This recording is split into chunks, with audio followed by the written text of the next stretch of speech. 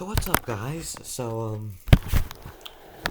I was originally gonna make a story about, before I get to that, what was I gonna say? As I told you guys yesterday, I like to write about my stories on Google Docs, and there's plenty of dreams that I can read to you guys. And I was going to do one about the Alvin and the Chipmunks one that I was gonna share to you guys in the last video. I've been having a hard time for some reason I've been having a hard time uploading it. When I finally upload it, the microphone isn't on. So instead of reading it for about the 495th time, I decided to read another story called The Purge. So, as I told you before in my video about The Purge. Remember, I made it like last month or something. I don't remember the exact time, but anyways, this is another dream I had about The Purge. So, what? Okay, yeah. Yeah, I love you. Alright, yeah, that's my dad.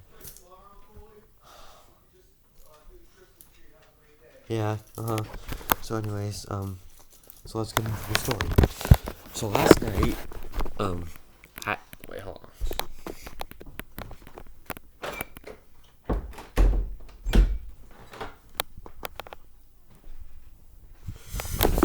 So last night I had a dream that it was the day of the annual purge, and obviously I was very nervous even though I've been through it before. That day when we went to school, when we were going to school, people were putting wood and stuff all over their houses. I would not see Rayhan in school, so I texted his mom and said, "Stay safe." She said, "Thank you." Then me and Jakari hung out, and I asked him if he'd ever been purged on, and he said that no one ever goes after him, and that is good. What? Okay. Yeah. Yeah. We have pizza. Okay. We have chicken nuggets. Yeah. We have what else do we have? We have the shrimp. Okay. Yeah. Yeah. So, let's play that again. So, alright, I love you. So, yeah. So, in social studies, we learned about the history of the purge. Then at recess, I hung out with Jakari and some of his friends and other people. We played tag, and then we played soccer, and it was really fun, even though soccer is pretty boring. Then we went back inside, and then we had Spanish. And then when we had Spanish, we learned some words that were related to the purge. When school was dismissed, when school was dismissed, my Spanish teacher said, "Safe night" to everyone, and me and Jakari, I don't know. Wait.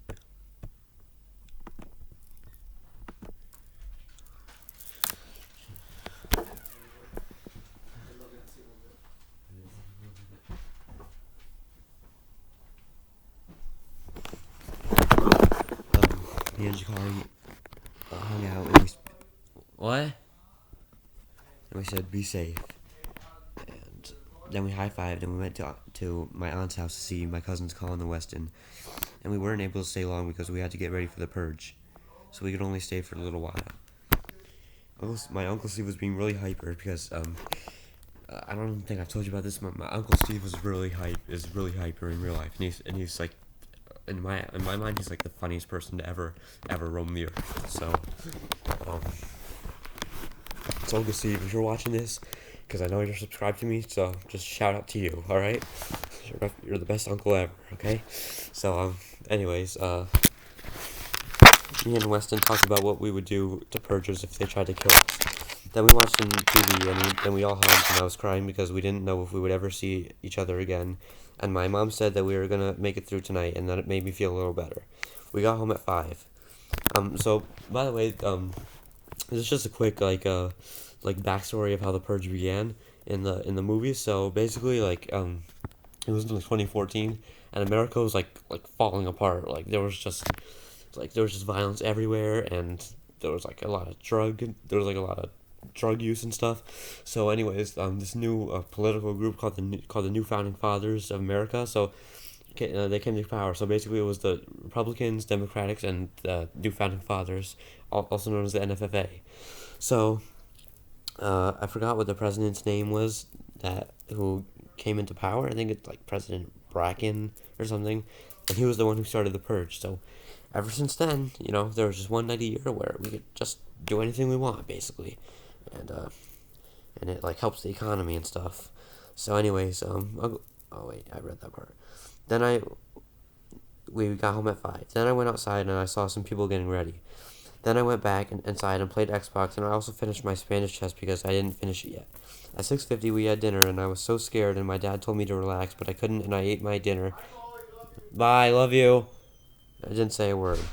By the way, we were having chicken cutlets. At 6:55, my dad started getting ready, and he turned on the TV, and there was a commercial explaining the importance of purging. Then the purge announcement came on and said, "This is not a test. This is your emergency broadcast system announcing the commencement of the annual purge sanctioned by the U.S. government. Weapons of Class 4 and lower have been authorized for use during the purge. All other weapons are restricted. Government officials of ranking 10 have been granted immunity from the purge and shall not be harmed. Commencing at the siren, any and all crime, including murder, will be legal for 12 continuous hours. Police, fire, and emergency medical services will be unavailable until tomorrow morning at 7 a.m. when the purge concludes. Blessed be our new founding fathers and America, a nation reborn. May God be with you all." And then we heard the loud sirens, which officially started the purge of 2021. At first, nothing really happened, and I thought we would be safe. I asked my dad if I could go outside, and he said that if I hear or see one gunshot fired at me, I had to come inside immediately. I think it's kind of like logic, but okay. I saw a group of purgers on the street who were burning a body on fire. Be quiet, Gemma. Why is everyone ruining my video? What did I ever do to them? I'm just kidding. They're not ruining my video, but it's just like, whatever. This is just gonna be a distraction.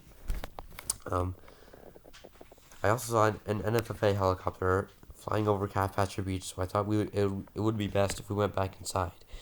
We saw someone peeking through our window, but when we looked, he went away. We heard gunshots, and Dad got his gun and told us all to hide. He was able to shoot a hole through the door, but my dad shot perfectly through it, and it got him in the stomach. After that, we saw a bullet come through a window, and we realized it was from our neighbors. We shot them back. Then we heard screaming and laughing, and I was very creeped out. Then we found out that the NFFA tracked us, and we had no other choice but to go into the streets so basically, like in the movies, the NFFA, the whole reason they started the purge was like they pretend it was to like reduce crime and stuff, but it was actually just to eliminate everyone who's not rich, because they just wanted to be rich, and if they killed all the unrich, all the not rich people, then it's more money for them, basically. So that's why they're hunting us. I was so nervous. There was a lot of murder. The same gang I was talking about earlier tried to kill us, but wait, what gang? Wait. Whatever. It's fine, I guess. We killed all of them, and we were able to keep going. We walked a few miles until we realized something. We had a flat tire during the purge. I think we're fucked. I know I say this a lot, but I don't really say bad words a lot, so whenever I do, it just feels kind of weird, I think I'm gonna go into my dad's room, because I want to see what time it is. So, it's 3:50, now 3:51, I stand corrected. We're pretty much screwed. Yeah, I think you are, guys. We were kind of close to Mem and Grandpa's, which are my grandparents' house. So we figured that we would stay there, but we were interrupted by a man sniping from his rooftop, and we were able to kill him. Then there was a gang of NFFA members, and we saw a protected shop, and we busted through and stayed there for a while the NFFA tried to get in, but we locked the door. When the coast was clear, we went back. We were stopped by a bunch of former criminals who had been released for the purge. They knocked all of us out, and a woman knocked out my mom. When we woke up, we were in the middle of nowhere. We were all chained up to poles. They were holding guns up to our faces, and they said this was their time to release the beast. Which, like, in the movies, that's like the quote that they used for purging to release the anger release the anger that's been building up inside you all year. Then there was someone who they thought had. There was someone who thought they were going too far, and they all killed him. But before he died, he handed Mom the key, and we all handed it to each other. Um, we all handed it to each other, and we were all free. After that, we looked on our phones, and maybe it will tell us where we are. And it turns out we were in Darien. We were in Darien. We had to go back to Norwalk, and our feet were killing us. So we stole a guy's car, and we got back to Norwalk. But then someone hopped into the car, and they were both turning the steering wheel, and we crashed into a Rite Aid. The car of the NFFA had tracked us. It turns out that the NFFA had tracked us again, and we had to ditch our phones, and that's what we did. I mean, we can, like, if we ditch our phones, like, it's the purge, so, you know, we can just go back and steal more. So then we passed by more purgers and bodies, and some people were doing other crimes. One person had one of those masks that psychopaths wear. You know, like those they like go around your head, and there's like straps and there's like straps and stuff. That's what he was wearing. And he was standing next to someone who he killed, and screaming to cars. We were still trying to get to Mem and Grandpa's house. We went down the road that is near the bridge and near my house, and one purger taped a dead body to their car. Then we were walking when someone put their gun up to me. I asked what he was doing, and they said he used to be friends with Ryder from camp. So if you didn't know my purge story, you won't know who Ryder is. But he's in that same purge story, he's like this piece of shit camp counselor that always used to be an asshole to me, and on that purge night, we had a gunfight in the bathroom, and wait, hold on a second. Wait, I just realized this doesn't make sense because, it kind of does make sense because I actually just changed the ending to where I died just to make it seem more dramatic. But in reality, like in my other stories, this guy named Leo Barnes, who's like, he's a character in the other Purge movies, in the Purge movies. So he saves me, and then he brings me back home, and then like for the rest of the night we have to fight off Purgers. So yeah, that was pretty epic. But anyways, I was in shock. Then he said that he had been looking for us everywhere during last year's purge, and he couldn't find us. And here I explained who Ryder was, and after that he said he was going to kill us. But then a huge purge gang came on motorcycles and shot everyone but not us. I have to admit, it was pretty badass.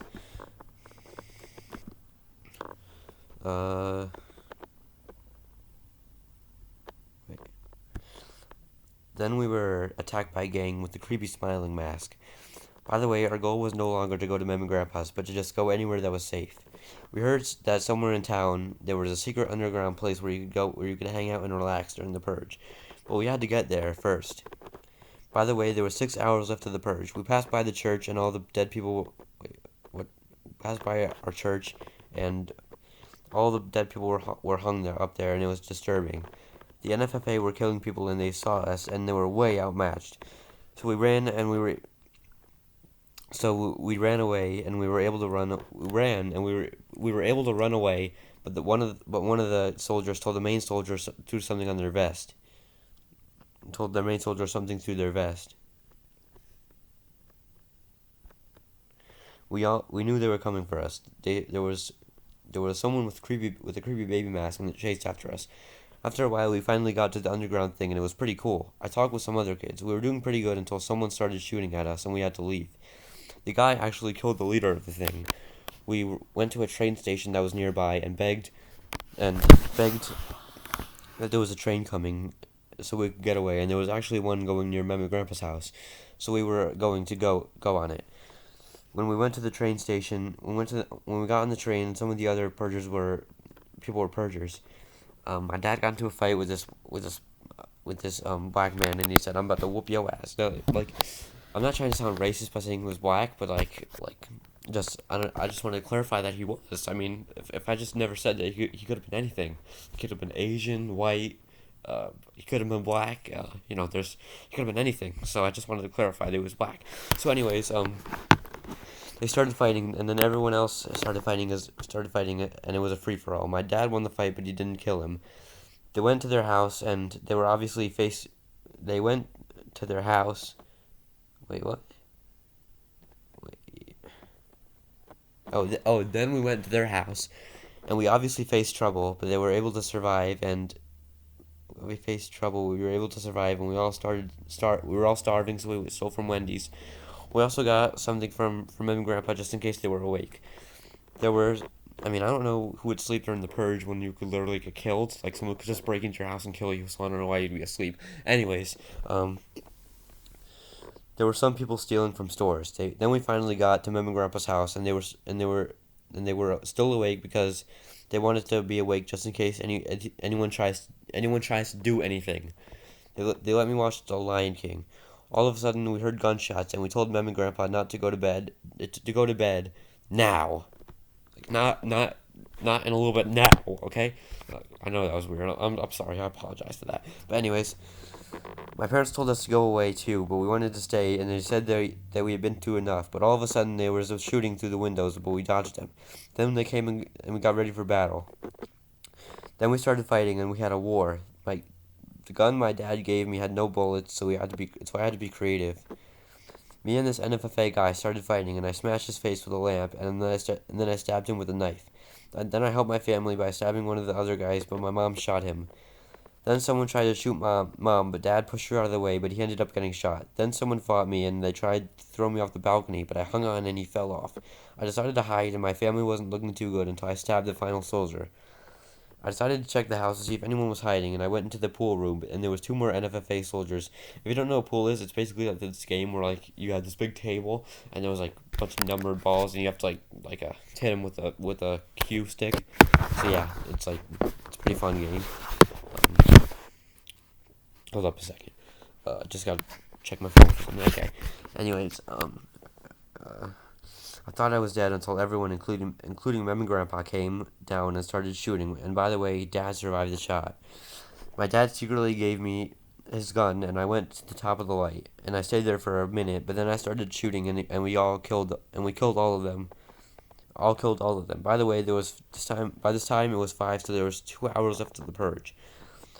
On the news, there was something called a Purge feed, where we would see some of the kills and other crimes. Mem didn't understand what happened to America. Honestly, I don't either. I really don't either. What's happened? What has happened to America? There were some very insane kills. We all tried our best not to fall asleep, not to fall asleep, just in case any shenanigans, just in case any batshit shenanigans happened.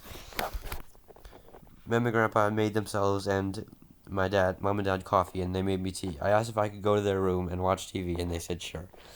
I watched SpongeBob. Then it was 6. 1 hour left of the purge. We heard some gunshots and curse words. I fell asleep. I woke up at 6:58, just before the purge ended. I decided to go outside because it would be cool to hear the purge sirens out there. At 7, the sirens blared, and Purge 2021 was officially over.